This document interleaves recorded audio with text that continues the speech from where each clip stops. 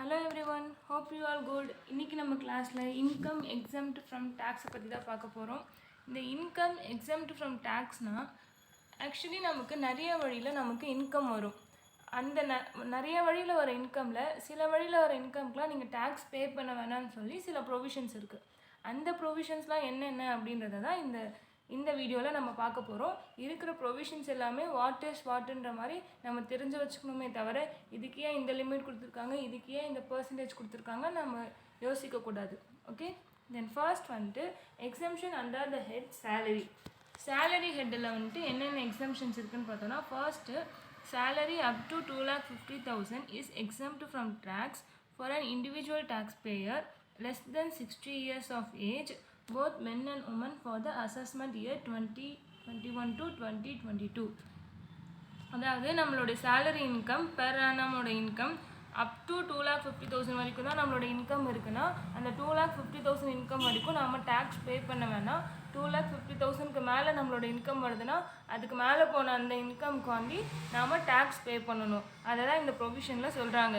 For an individual tax payer இந்த 2,50,000 limit யாருக்கு கொடுத்துருக்காங்கன்னா ஏஜ் வந்து less than 60 years, senior citizen இல்லாமல் 60 இயர்ஸ்க்கு கம்மியாக உள்ள எல்லாருக்குமே வந்துட்டு இந்த ப்ரொவிஷன் வந்து அப்ளிகபிள் ஆகும். அதாவது சேலரி அப் டு 2,50,000 டேக்ஸ் வந்துட்டு பே பண்ண வேண்டாம் for the assessment year 2021 to 2022. Next one, salary up to 3 lakh is exempt from tax for senior citizen more than 60 years of age but less than 80 years old, both men and women, for the assessment year 2021 to 2022. அதே மாதிரி senior citizen more than 60 years, 60 வயசுக்கு மேலே ஆனால் 80 வயசுக்குள்ளே இருக்கிற அந்த senior சிட்டிசனுக்கு limit எவ்வளோ கொடுத்துருக்காங்கன்னா 3 lakhs வரைக்கும் அவங்களோட சேலரி இன்கம்லேருந்து டேக்ஸ் பே பண்ண வேணாம்.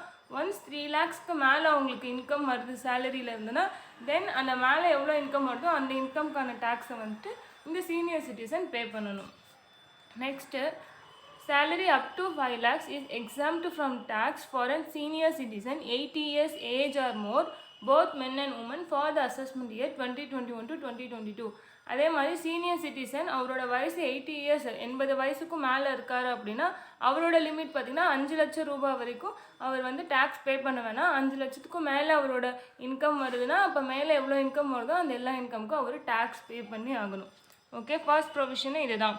Salary up to 2,50,000 for age below 60. Salary up to 3 lakhs is exempt from tax for the age above 60 but below 80. அதே மாதிரி salary up to 5 lakhs for the age above 80. Okay, yes. அதே மாதிரி இது both men and woman ரெண்டு பேருக்குமே வந்துட்டு இந்த tax வந்துட்டு அப்ளிகபிள், எக்ஸம்ஷன் வந்து applicable. Next, investments in PPF, provident fund, LIC, repayment of housing loans, NSIC, 5 years FDR with scheduled banks, 5-year time deposit in post office, deposit in senior citizen savings scheme, etc. are allowed as deduction up to rupees 1,50,000 under section 80C. நமக்கு வர இந்த salary இன்கம்லேருந்து நம்ம வந்து பிபிஎஃப்கோ இல்லை provident ஃபண்டில் invest பண்ணலாம், எல்ஐசியில் invest பண்ணலாம், housing லோனுக்கு நம்ம வந்துட்டு ரீபே பண்ணுறதுக்கு யூஸ் பண்ணிக்கலாம், ஃபிக்ஸ்டு டெபாசிட்டில் டெபாசிட் பண்ணி வைக்கலாம் 5 வருஷம் ஷெட்யூல்டு பேங்க்கில். இந்த மாதிரி இங்கே கொடுத்துருக்க இன்வெஸ்ட்மெண்ட்லாம் நம்ம பண்ணி வச்சுருந்தோம் அப்படின்னா அதோட டோட்டல் அமௌண்ட் அப் டு 1,50,000 வரைக்கும் நம்மளோட இன்கம் டோட்டல் இன்கம்லேருந்து டிடக்ட் பண்ணிக்கலாம், அதாவது மைனஸ் பண்ணிக்கலாம். டிடக்ஷனுன்றது நம்மளோட டோட்டல் இன்கம்லேருந்து டிடக்ஷன் ப்ரொவிஷன்ஸ்லாம் கொடுத்துருப்பாங்க, அதெல்லாம் மைனஸ் பண்ணிட்டு பேலன்ஸ் வரதை தான் நம்ம டாக்ஸபிள் இன்கம் சொல்லுவோம். ஸோ டாக்ஸபிள் இன்கம் வரதுக்கு முன்னாடி இந்த நம்மளோட சேலரி ஹெட்டில் இருக்க இந்த இன்கம்லேருந்து இந்த up to 1,50,000 under section 80C படி இன்வெஸ்ட்மெண்ட் இதிலெல்லாம் பண்ணியிருந்தாங்க அப்படின்னா நம்ம அந்த 1,50,000 வரைக்கும் இருக்க லிமிட்டுக்கு நம்ம வந்து லெஸ் பண்ணிக்கலாம் நம்மளோட சேலரி இன்கம்லேருந்து. Next, house rent. Lowest of the following will be exempt towards house rent. ஹவுஸ்க்கு வீட்டு வாடகை கொடுக்குறோம்ல அந்த வாடகை கொடுக்குற அந்த அமௌண்ட்டும் வந்துட்டு எக்ஸம்ட்டு. எதாவது lowest of the above 50% of salary where residential accommodation is in Mumbai, Kolkata, Delhi or Chennai and 40% of the other places. நம்ம சேலரியோட 50% எங்கன்னா மும்பை, கொல்கத்தா, டெல்லி, சென்னை இந்த 4 இடத்துல நம்ம ஹவுஸ் ரெண்ட் பே பண்ணிகிட்ருக்கோம் அப்படின்னா அண்ட் தட் கேஸ் நம்ம சேலரியோட 50% வரைக்கும் நாம் வந்து எக்ஸம்ஷன் கிளைம் பண்ணிக்கலாம். அதே மாதிரி other places apart from that 4 Mumbai, Kolkata, Delhi or Chennai தவிர வேறு எந்த பிளேஸில் நம்ம ரெண்ட் பே பண்ணுறதாலும் 40% ஆஃப் சேலரி வந்துட்டு exemption or excess of rent paid over 10% of salary. நம்ம 10% ஆஃப் சேலரியை விட எக்ஸ்ட்ரா எவ்வளோ ரெண்ட் பே பண்ணியிருக்கோமோ அந்த ரெண்ட் அமௌண்ட்டு, ஏன்னா ஆக்சுவல் அலவன்ஸ் பெய்டு ஆக்சுவலாக நமக்கு எவ்வளோ வந்துட்டு ஹவுஸ் ரெண்ட்டுக்காண்டி கொடுத்துருக்காங்க அந்த லிமிட்டு. இந்த 3த்தில் எது லோவரோ அதுதான் வந்து ஹவுஸ் ரெண்ட்டுக்கான எக்ஸம்ஷன். ஃபஸ்ட்டு ஒன்று 50% ஆஃப் சேலரி வேறு ரெசிடென்ஷியல் அகாமடேஷன் எங்கே இருந்துச்சு அப்படின்னா Mumbai, Delhi, Kolkata, Chennai or 40% other places. Second excess of rent paid over 10% salary. Third one, actual allowance paid. There will be no exemption if the residential accommodation is owned by employee or employee has not paid any rent for residential accommodation used by him. அதே மாதிரி எம்ப்ளாயியே residential அதாவது அவனுக்கு own house வச்சுருந்தான் அப்படின்னா that கேஸில் வந்துட்டு அவனுக்கு இந்த house rent வந்து எக்ஸம்ஷன் கிடையாது. Next gratuity. For government employees gratuity is fully exempt. Government எம்ப்ளாயீஸ்க்கு வந்துட்டு அவங்க எவ்வளோ கிராஜுவிட்டி ரிசீவ் பண்ணாலும் அது ஃபுல்லாமே வந்துட்டு exempt from tax. In case of employees covered under Payment of Gratuity Act, exemption is up to rupees 20 lakhs to be reduced, by which exemption claimed in the past are 15 days salary for every completed years of service, whichever is lower. Salary means basic plus dearness allowance. இப்போ employee வந்துட்டு covert under gratuity ஆக்ட்னு ஒரு அந்த act கீழே வந்துட்டு employee வராங்க அப்படின்னா அந்த கேஸில் அவங்களோட எக்ஸம்ஷன் எவ்வளோ இருக்குன்னா first one up to 20 lakhs, அப்படி இல்லைனா 15 days of salary for every completed years of service. எத்தனை வருஷம் வேலை பார்த்தோன்னா அத்தனை வருஷத்தோட 15 days ஆஃப் சேலரி வந்துட்டு சேலரி. இந்த ரெண்டுத்தில் எது லோவரோ அதுதான் வந்து அவனோட exemption amount. Salary means basic salary plus dearness allowance. Next, any other gratuity is also exempt to same extent as in B above. Salary means basic plus dearness allowance if forming part of retirement benefit plus fixed percentage of commission on turnover.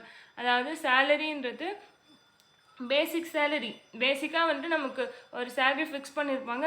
40,000 சேலரினா 40,000 plus நமக்கு வந்து allowances ஏதாச்சும் கொடுத்துருப்பாங்க. House rent allowances, அதுக்கப்புறம் வந்து ஏதாச்சும் இந்த மாதிரி நிறைய அலோவன்சஸ் நமக்கு கிடைக்கும். ஸோ அந்த அலோவன்சஸ் தான் வந்துட்டு டேர்னஸ் அலோவன்ஸ் சொல்லுவாங்க. நிறைய அலோவன்சஸ் இருக்கும். அது வந்து இப்போ அது எல்லாமே ஃபார்மிங் பார்ட் ஆஃப் ரிட்டையர்மெண்ட் பெனிஃபிட்ஸோட ஃபார்ம் ஆயிருக்கு அப்படின்னா அந்த அலோவன்சஸை நம்ம இந்த சேலரியோட ஆட் பண்ணிப்போம். Plus fixed percentage of commission on turnover. நம்மளோட அந்த கம்பெனியோட டேர்ன் ஓவரில் ஒரு கமிஷன் வந்துட்டு ஃபிக்ஸ்டு பர்சன்டேஜில் கொடுக்குறாங்கன்னா அந்த பர்சன்டேஜ் ஆஃப் கமிஷனையும் வந்துட்டு நம்ம இந்த சேலரியோட ஆட் பண்ணிப்போம். ஸோ எஸ், நெக்ஸ்ட் வந்து computation of pension. Any payment in computation of pension received by a retired central or state government servant is completely exempt in the case of other employees. Central கவர்மெண்ட்லேயும் இல்லை state கவர்மெண்ட்டில் இருந்து retire ஆகிறவங்க pension receive பண்ணுறாங்கன்னா it's totally exempt from tax. But other cases other எம்ப்ளாயீஸ்னால் if employees receives gratuity also, then 1/3 of 100% of commuted value of pension shall be exempt. If employee does not receive gratuity, 1/2 of 100% of commuted value of pension shall be exempt. ஓகேவா? இப்போ first one கிராஜுவிட்டியோட cover ஆகிருக்காரு எம்ப்ளாயினா, gratuity receive பண்ணியிருக்காரு அப்படின்னா then 1/3 of 100% of commuted pension value தான் வந்துட்டு அவரோட எக்ஸம்ஷன் அமௌண்ட்டு. இதுவே நாட் ரிசீவ்ஸ் கிராஜுவிட்டினா அப்போ 1/2 of the 100% of commuted value of pension shall be exempt.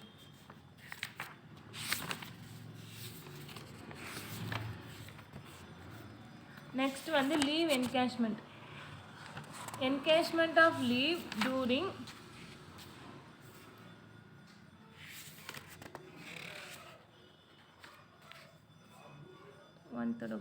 encashment of leave during tenure of service.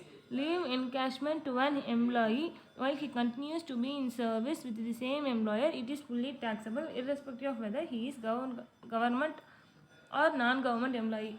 Whether government employee or non-government employee ஒர்க்கில் இருக்கும் போதே லீவ் என்கேஷ்மெண்ட் ஏதாச்சும் அவன் ரிசீவ் பண்ணுறான் அப்படின்னா அந்த ரிசீவ் பண்ணுற அந்த அமௌண்ட்டுக்கு fully taxable. In case for the purpose employees are divided into two categories. At the time of retirement டைமில் அவன் லீவ் என்கேஷ்மெண்ட் ரிசீவ் பண்ணுறான்னா அதுக்கு என்ன ப்ரொவிஷன்ஸ் பார்த்தீங்கன்னா அதை 2 கேட்டகரிஸாக பிரிக்கிறாங்க. ஃபர்ஸ்ட் வந்து government employees leave encashment of accumulated leave at the time of retirement, whether on superannuation or otherwise, received government employees is fully exempt from tax. அதாவது கவர்மெண்ட் எம்ப்ளாயீஸ் லீவ் என்கேஷ்மெண்ட் வந்துட்டு ஏதாச்சும் receive பண்ணுறாங்க அந்த time of ரிட்டையர்மெண்ட்லனா தென் வந்து அது fully வந்து exempt from tax. அதே நான் கவர்மெண்ட் எம்ப்ளாயீஸ் பார்த்தீங்கன்னா lowest of the following shall be exempt. Leave encashment actually received இல்லைனா 10 months of average salary, unavailable leaves as per income tax into average salary, இல்லைனா limit வந்து 3 lakhs. இந்த 4ல் lower of the following எதுவோ அந்த அமௌண்ட்டுக்கு தான் வந்துட்டு நம்ம வந்து எக்ஸம்ஷன் கிளைம் பண்ணிக்க முடியும். ஸோ லீவ் என்கேஷ்மெண்ட் ஆக்சுவலி என்ன வந்து ரிசீவ் பண்ணியிருக்கோம் இல்லை நம்மளோட ஆவரேஜ் சேலரியோட 10 monthsக்கான ஆவரேஜ் சேலரி அண்ட் வந்து unavailed leaves as per income tax நம்ம வந்து எவ்வளோ லீவ்ஸ்க்காக லீவ் என்கேஷ்மெண்ட் ரிசீவ் பண்ண முடியுன்ற அந்த days into average salary. Finally limit வந்து 3 lakhs rupees. இந்த 4 பாயிண்டில் எதோட இதில் வந்துட்டு நம்மளோட அமௌண்ட் லோவராக இருக்கோ அந்த அமௌண்ட் தான் வந்து exemption from tax. Then leave travel assistance or leave travel concession. The leave travel concession is exempt subject to amount of expenses actually incurred by the employee for such travel for himself and his family. அதாவது family அந்த employee and his ஃபேமிலியோட ஏதாச்சும் travel பண்ணுறாங்கன்னா அப்போ அவங்க travel பண்ணுற டைமில் எவ்வளோ அமௌண்ட் வந்து எக்ஸ்பென்சஸாக இன்கர் பண்ணியிருக்காங்களோ அது எல்லாமே வந்துட்டு exempt subject to amount of expenses actually incurred. Actually எவ்வளோ இன்கர் பண்ணியிருக்காங்களோ அது வந்துட்டு exempt. The employee will have to keep account of actual expenses incurred. அதே மாதிரி என்னென்ன எக்ஸ்பென்சஸ் தான் இன்கர் பண்ணியிருக்காங்களோ அதை அக்கௌண்ட் பண்ணியிருக்கணும். The exemption will be limited to the overall ceiling on expenses is subject to limit of airfare rail fare as the case may be. அதே மாதிரி அந்த எக்ஸ்பென்சஸ்லாம் வந்துட்டு அதுக்குன்னு தனித்தனி ப்ரொவிஷன் இருக்காங்க. இப்போ வந்துட்டு ஏசி ட்ரெயினில் போனோன்னா ட்ரெயினில் ஏசி கோச் புக் பண்ணி போனோன்னா அந்த கேஸில் எக்ஸம்ஷன்ஸ் வந்து அவைல் பண்ண முடியாது. நார்மல் எக்கனாமிக் அந்த மாதிரி நிறைய ப்ரொவிஷன்ஸ் இருக்குது இதுக்கு உள்ளே போனீங்கன்னா. ஸோ அந்த ப்ரொவிஷன்ஸ் படி வந்துட்டு எக்ஸம்ஷன் எவ்வளவோ அது கிளைம் பண்ண முடியும். பேசிக்காக நீங்கள் வந்துட்டு leave travel assistant exempt subject to amount of expenses actually incurred. இதை மட்டும் இப்போ வந்து நீங்கள் ஞாபகம் வச்சுக்கிட்டிங்கன்னா போதும். நெக்ஸ்ட் வந்து voluntary retirement benefits. It is exempt up to ₹5 lakhs if VRS is as per prescribed condition. up to 5 lakhs வரைக்கும் நம்ம வந்து இந்த வாலண்டரி ரிட்டையர்மெண்ட் பெனிஃபிட்ஸ்க்கான இன்கம் வந்து எக்ஸாம் பண்ணிக்கலாம் ஆஸ் பர் ப்ரிஸ்கிரைப்டு கண்டிஷன்ஸ். அதுக்குன்னு சில கண்டிஷன்ஸ் இருக்குது. நெக்ஸ்ட் வந்து medical treatment. The following exemptions are available in a year. Medical ட்ரீட்மெண்ட்டுக்கு என்னென்ன எக்ஸம்ஷன் இருக்குன்னு பார்த்தீங்கன்னா, first one medical insurance premium for the assessee and his family up to ₹25,000. அசஸிக்கும் அவனோட ஃபேமிலிக்கும் சேர்த்து மெடிக்கல் இன்சூரன்ஸ் ப்ரீமியம் ஏதாச்சும் அவன் பே பண்ணியிருந்தான் அப்படின்னா தென் வந்து அந்த கேஸில் அப் டு 25,000 வரைக்கும் வந்துட்டு நம்ம வந்து எக்ஸம்ஷனே கிளைம் பண்ணிக்கலாம். அதே மாதிரி medical insurance premium for dependent parents up to ₹25,000. அதே மாதிரி டிபெண்டன்ட் பேரண்ட்ஸ்க்கும் அசஸி அண்ட் ஹிஸ் ஃபேமிலினா அசஸி அண்ட் அவரோட ஒய்ஃபு குழந்தைங்க அப்படி வந்துடுவாங்க. தென் அவரோட டிபெண்டன்ட் பேரண்ட்ஸ்க்கு இன்சூரன்ஸ் ப்ரீமியம் கட்டியிருந்தாங்கன்னா அந்த கேஸில் அப் டு 25,000 வரைக்கும் நம்ம வந்து எக்ஸம்ஷனை கிளைம் பண்ணிக்கலாம். In case of foreign travel for medical treatment and treatment expenses abroad, benefits up to the limits prescribed by RBI will be exempt and beyond the limits prescribed by RBI will be treated as perquisites and subject to tax. அதாவது in case ஃபாரினில் போயிட்டு நம்மளோட medical treatment பண்ண போகிறோம் அப்படின்னா தென் treatment expense abroad அந்த அப்ராடில் நடக்கிற expenses எல்லாம் எந்த அளவுக்கு வந்து நமக்கு எக்ஸம்ஷன் கிளைம் பண்ண முடியும்னா RBI சில லிமிட்ஸ் வந்து ப்ரிஸ்கிரைப் பண்ணுவாங்க. Up to that limit we can claim as an exemption. Beyond the limit we can treated as a perquisite and subject to tax. RBI கொடுத்துருக்க லிமிட் வரைக்கும் தான் நம்ம வந்து எக்ஸம்ஷன் எடுத்துக்க முடியும். RBI கொடுத்த லிமிட்டுக்கு மீறி நம்மளோட எக்ஸ்பென்சஸ் இருந்துச்சு அப்படின்னா அந்த எக்ஸ்பென்ஸ் எல்லாமே நம்ம பர்க்யூசைட்ஸாக கன்சிடர் பண்ணி டேக்ஸ் வந்துட்டு அதுக்கு பே பண்ணணும். In case of treatment in government or approved hospital, reimbursement of medical expenses is exempt without any ceiling. அதே மாதிரி கவர்மெண்ட்லேயோ இல்லை அப்ரூவ்டு ஹாஸ்பிட்டல்லையோ நம்மளோட மெடிக்கல் எக்ஸ்பென்சஸ் ஏதாச்சும் ஆயிருந்துச்சுன்னா அதை வந்துட்டு நம்ம வந்து ரீஎம்பர்ஸ் பண்ணி நம்ம வந்து எக்ஸம்ஷன் கிளைம் பண்ணிக்கலாம். The following are the other exemptions. Gift up to ₹5,000 per year are exempt. அதாவது gift 1 இயருக்கு up to ₹5,000 வரைக்கும் நம்ம ரிசீவ் பண்ணியிருக்கோம் அப்படின்னா which is exempt from tax. Professional tax paid to state government. State governmentக்கு நம்ம பே பண்ணுற professional tax is exempt from tax. Entertainment allowance up to ₹5,000 to government employees. Government எம்ப்ளாயீஸ்க்கு entertainment allowance சொல்லி ஒரு allowance கொடுப்பாங்க. அந்த அலவன்ஸ் அப் டு 5,000 வரைக்கும் வந்து exam from tax. அதே மாதிரி transport allowance up to ₹3,200 per month for the purpose of commuting between place of residence and the place of his duty only in case of orthopedically handicapped or blind. ஹேண்டிகேப்டோ இல்லை பிளைண்டுக்கோ அவங்களோட ஹோம்லேருந்து ஆஃபீஸ்க்கு போகிற தூரம் வரைக்கும் உள்ள அந்த ட்ராவலுக்கு பர் மந்த்துக்கு அப் டு ₹3,200 வரைக்கும் நம்ம எக்ஸம்ஷன் கிளைம் பண்ணிக்கலாம். அதாவது டிரான்ஸ்போர்ட் அலவன்ஸ்க்கு. Conveyance and transport allowance granted to employee to meet cost of travel on tour are exempt. அதே மாதிரி எம்ப்ளாயிக்கு டூரில் வந்துட்டு அவங்களோட கன்வீனியன்ஸ் அண்ட் டிரான்ஸ்போர்ட்டுக்குன்னு சில அலவன்ஸ் கொடுத்துருந்தாங்கன்னா அது ஃபுல்லாகவே வந்துட்டு exempt. Allowances granted to meet expenditure incurred on conveyance in performance of duties of an officer employment are exempt. அதாவது allowances in performance of duties of an officer employment. ஆஃபீஸ்க்கோ இல்லை எம்ப்ளாய்மெண்ட்டுக்கான டியூட்டிஸை perform பண்ணுறதுக்காண்டி சில அலோவன்சஸ் சில எக்ஸ்பென்சஸ் நடக்கும். அந்த எக்ஸ்பென்சஸ்க்கு allowance கொடுத்துருப்பாங்க. அந்த அலோவன்ஸஸுமே ஃபுல்லாகவே வந்துட்டு எக்ஸம்ட் தான். Convenience, travel expenses and cost of packing and transport of personal effects granted to employees to meet cost of travel on transfer are exempt. Use of employee's vehicle or transport provided for journey of employee for residence to his place of work and back is not treated as perquisite and it is cost, it is not treated as income. Refreshments during office hours to employees and recreational facilities provided to group of employees are not treated as perquisites. அதே மாதிரி எம்ப்ளாயிக்கு வந்துட்டு அவங்களோட ரெஃப்ரெஷ்மெண்ட்க்கும் அவங்களுடைய நல்லதுக்காக சில பர்க்யூசைட்ஸ் கொடுக்குறாங்க, சில allowances கொடுக்குறாங்கன்னா தென் it will not be treated as perquisites. Next exemption under the head income from house property. இவ்வளோ நேரம் பார்த்தது எல்லாமே சேலரி ஹெட்டில் எதுக்கெலாம் எக்ஸம்ஷன் கொடுத்துருந்தாங்கன்னு பார்த்துருந்தோம். இப்போ வந்து ஹவுஸ் ப்ராப்பர்ட்டி இதில் ஹெட்டில் வந்து என்னென்ன எக்ஸம்ஷன் கொடுத்துருக்காங்கன்னு பார்க்கலாம். From the annual value of house property, in case of let out property, following will be allowed as deduction.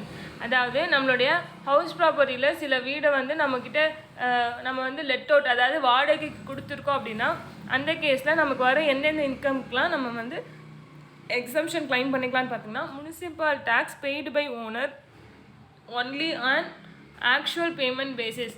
Municipal tax owner pay பண்ணியிருந்தாரு அப்படின்னா தென் அந்த கேஸஸ் நம்ம வந்து அந்த முனிசிபல் டேக்ஸ்க்கு வந்து எக்ஸம் பண்ணிக்கலாம். நம்ம அதுக்கு டேக்ஸ் பே பண்ண வேணாம் அந்த அமௌண்ட்டுக்கு. Then standard deduction of 30% of net annual value. நம்மளுடைய நெட் ஆனுவல் வேல்யூலேருந்து 30% வந்துட்டு ஸ்டாண்டர்டாக நம்ம டிடக்ஷன் பண்ணிக்கலாம். அந்த அமௌண்ட்டுக்கும் வந்து நாம் டேக்ஸ் பே பண்ண வேணாம். நெட் ஆனுவல் வேல்யூன்றது gross annual value less municipal taxes. நம்மளுடைய கிராஸ் ஆனுவல் வேல்யூலேருந்து முனிசிபல் டேக்ஸஸை மைனஸ் பண்ணி வர்றது தான் நெட் ஆனுவல் வேல்யூ. அந்த நெட் ஆனுவல் வேல்யூவோட 30% வரைக்கும் நாம் டேக்ஸ் பே பண்ண வேணாம், அதை வந்து டிடக்ட் பண்ணிக்கலாம்.